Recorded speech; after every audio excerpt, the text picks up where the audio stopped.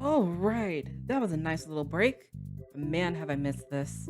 Let's see what's going on in the FNAF right now, see if there's any videos I can come up with. There's some new books, not really my thing. More Mimic? I know I've said about doing the Mimic video a million times, maybe later. A new game? That's nice. FNAF 2 movie? Maybe, that does come out next month. Wait, a new game? Oh my god! Okay, it's happening! Everybody stay calm! Everybody calm down! It's happening! It's happening! Oh my god! Oh my god! It's finally happening, guys! This is not a joke. This is happening. Oh my god, this is happening. Ruin 2? Are we actually getting a sequel to Ruin? My time has come. Okay. Okay, I'm okay. I am not okay, guys. If you know anything about me, you know that Ruin is my absolute favorite FNAF game. I love Ruin so much. It is so perfect in every single way. I love it. If we really are getting Ruin 2, oh my god! And so today, we're gonna go over the rumors about the next installment of Five Nights at Freddy's. What would this be? The... 1, 2, 3, 4... 13! 13th official FNAF game. Unless you count special delivery or the spin-offs, but we're not doing that here. It's not a lot to go off of right now, as these are simply rumors based off of one of the lead musicians tied to the games. Leon Riskin, who's been making music for the series ever since FNAF World, recently posted some tweets that are heavily implied to be about FNAF. Lots of other theorists have talked it over much better than I can, but let's talk about it anyway. On September 18th, Leon tweeted out a snippet from a project he's working on called Forgotten Names and Faces, which is very obviously an anagram for FNAF. The hashtags read, "Who will catch you when you fall into the abyss?" This snippet is extremely similar to the song Gracefully into the Abyss, which plays during the Princess Quest 4 section of Help Wanted 2.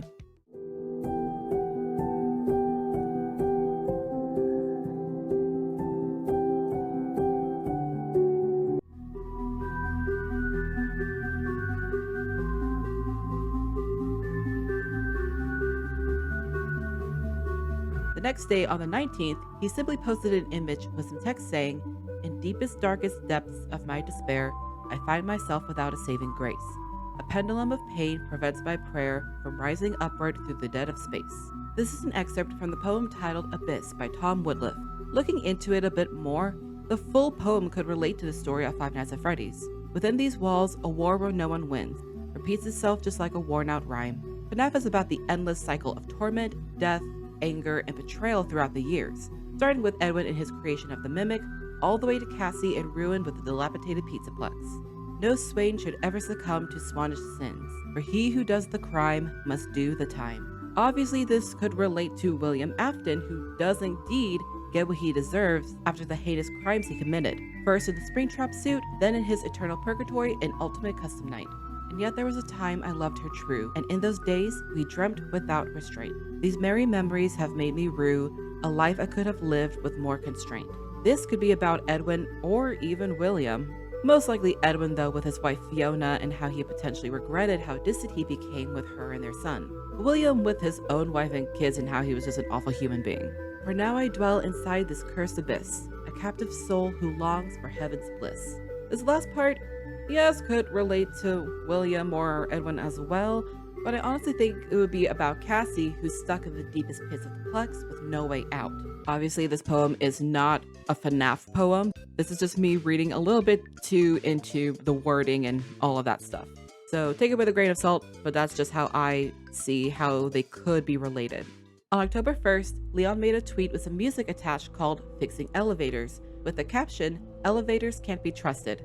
Take the stairs," along with hashtags that spell out Betty Lou Oliver. Betty Lou Oliver was an elevator operator working at the Empire State Building in 1945. On July 28th that year, a plane crashed into the building in which she got burns and fractures.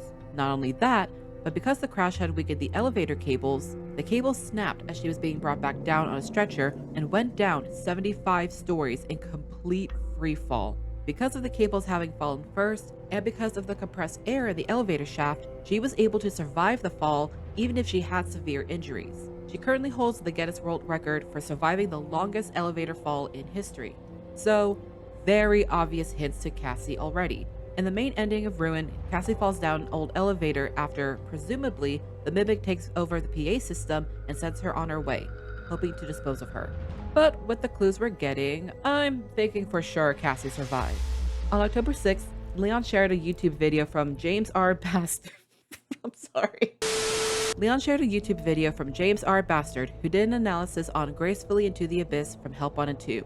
It's nothing to write home on, no other clues or anything in the tweet, but it's interesting he pointed out this video specifically since James has done analyses on multiple FNAF songs. On October 10th, Leon shared part of the poem Nocturne by Sadakichi Hartman.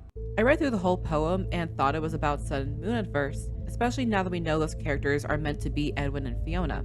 But then someone in the comments shared that it might be related back to Sister Location since there's a song in the game Leon composed called Forbidden Nocturne. In fact, that same day, he also shared the full version of the original V1 song with a caption, "Use headphones, lock the doors, trust no one."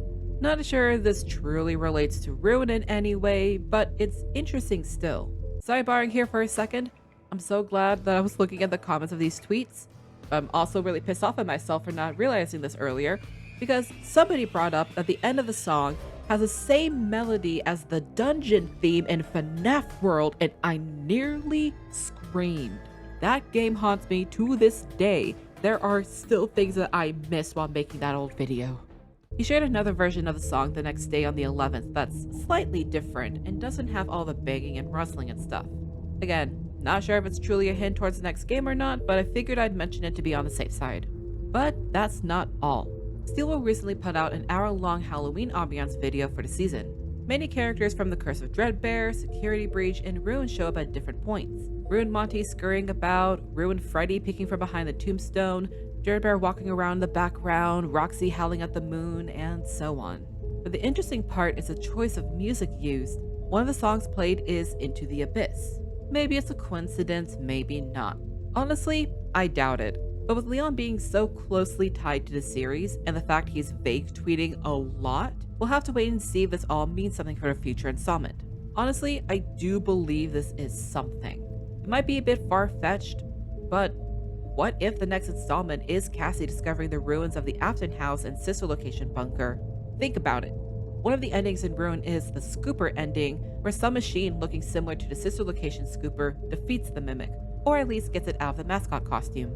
If we are to believe this is related, then the Circus Baby Entertainment and Rental Bunker would be below the Pizzaplex, below Freddy Fazbear's Pizza Place. Maybe Cassie did fall into the Sister Location bunker and now has to find her own way out, trying to decipher if it's Gregory, Roxy, or the Mimic on her Roxy Talkie as her guide.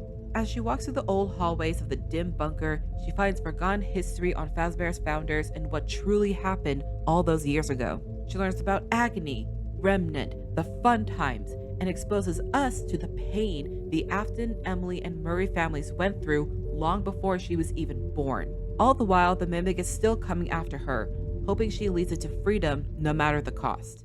At the end, we get one of 2 or 3 endings. A good ending where the Mimic is finally defeated, a bad ending where it escapes once again, and a neutral or secret ending where, I don't know, Roxy comes in MMA style and fights the Mimic, and then Freddy and Chica come in and help beat the crap out of it. Get freaking Spaghetti Freddy in there too and make FNAF Ventures or some shit like that. I don't know. Regardless of what all this means, I truly do hope we get to see the Glamrocks and Cassie again and give them a better ending. Ruin will always have a special place in my heart. So if we are getting a sequel, I'm over the moon excited about it. But let me know your own thoughts down in the comments. Do you think Leon is just trolling us, or do you think there's some genuine tidbits here for the next game? I'm excited to find out. Thank you so much for watching, and I'll see you in the next video.